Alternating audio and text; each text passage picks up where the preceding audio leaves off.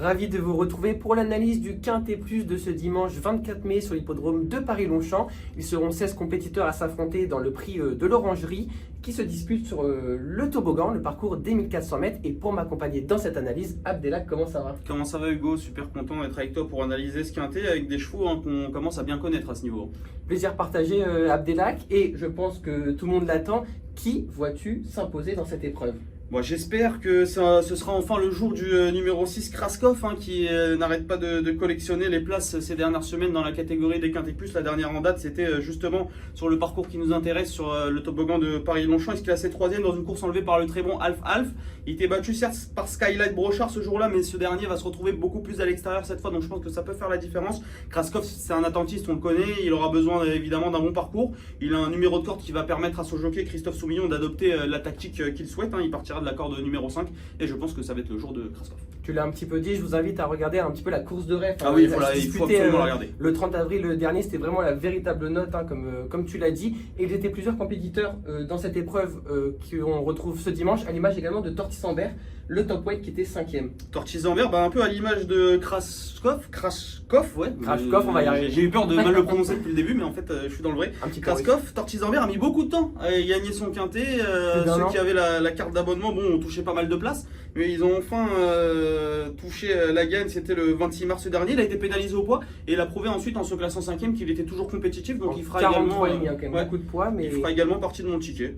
Lui qui aime bien ce parcours en plus. Il y en a un qui tourne autour du pot un petit peu à l'image de Tortisambert par le passé, c'est No Limit Dream, ce pensionnaire de Gérald Mossé, souvent malheureux, souvent pris en note. Qu'est-ce que tu en as fait ce dimanche? Pareil, c'est un cheval un peu à l'image de Kraskov, de Tortisambert qui a besoin d'un bon parcours, de pouvoir surgir au bon moment. Maxime Guyon s'en sert bien. Dernièrement, on l'a vu dans la course référence, il s'est classé bon 4e. C'est un cheval qui, à cette valeur, a complètement le droit d'enlever même un Quintet Plus, mais je l'ai gardé plutôt pour les places, personnellement. Si tu avais une petite cote à nous apporter sur qui on pourrait jeter son dévolu? Moi je l'ai placé très haut, ma belle cote, je pense qu'il y aura aux alentours de 20 contre 1, c'est le numéro 4 Pure Légende qui va disputer. C'était l'autre jour à Dieppe quand même, Tu l'avais donné à Dieppe l'autre jour, c'était assez difficile. Il va disputer son premier quintet. Moi je pense qu'il est amené assez bien, c'est un cheval qui avait débuté sa carrière par 2 victoires. On avait peut-être d'autres ambitions par le passé, maintenant il est pris assez haut, logiquement, au vu de son début de carrière assez intéressant. Il est pris assez haut sur l'échelle des valeurs en 40,5. Maintenant je trouve que c'est amusant de le glisser dans un ticket, dans un couplet, dans un quintet, dans ces choses là, à cette cote de 20 contre 1. J'ai peur en fait qu'il fasse une belle impression demain, qu'il fasse l'arrivée et que la prochaine fois on le touche à 6 contre 1. Donc je pense qu'il vaut mieux surprendre qu'être surpris, comme tu dis Hugo. Ça c'est vraiment la phrase qu'on aime entendre, surtout dans les handicaps, on n'est jamais à l'abri de grosses cotes. Il y a une autre candidature sur laquelle j'aimerais bien qu'on se penche un petit peu. C'est le numéro 2, c'est Afogado qui a été supplémenté pour l'occasion. Donc peut-être que tu ne l'as pas retenu un petit peu à faire d'impression, il a perdu quand même 3 kilos.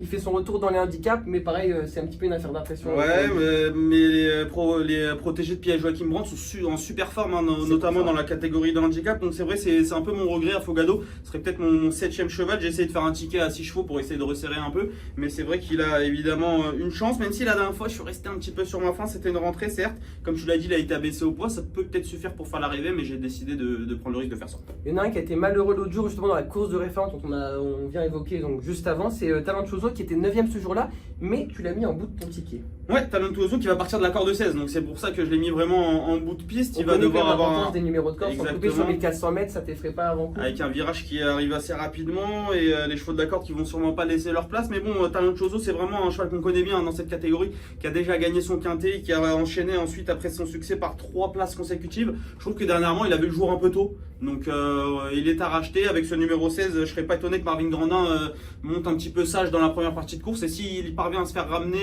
jusqu'à la ligne droite, il peut finir très fort. Donc il y a Marvin Grandin de pianoter avec ce numéro 16 dans les boîtes. Exactement. On évoque une dernière candidature avant que tu nous donnes un petit peu tes jeux, même si on aura compris qu'en simple gagnant, tu es plus sur le 6 Krashkov. C'est un cheval qui fait aussi un petit peu un grand retour, pour prendre les dires de son entraîneur Karina Fey. On a beaucoup galéré avec Galord parce qu'il a eu quelques pépins de santé, un petit peu trop juste pour lui ce dimanche. Il fait aussi partie de mes regrets. Alors c'est vrai que sa rentrée était pas mal, 4e. C'est un cheval qui a eu un peu de pépins ces derniers mois. Voilà, c'est un cheval qui a déjà prouvé sa compétitivité dans les handicaps, même si ses 4 derniers quintés se sont soldés par des échecs. Maintenant, il se retrouve assez bien placé. Il est en 36,5. J'ai pas le souvenir de l'avoir vu dans un quintet à une valeur aussi basse. Il peut évidemment faire l'arrivée, mais il faut faire des choix. Allez mon cher Abdelak, place du coup au jeu un petit peu. On espère toucher ce dimanche.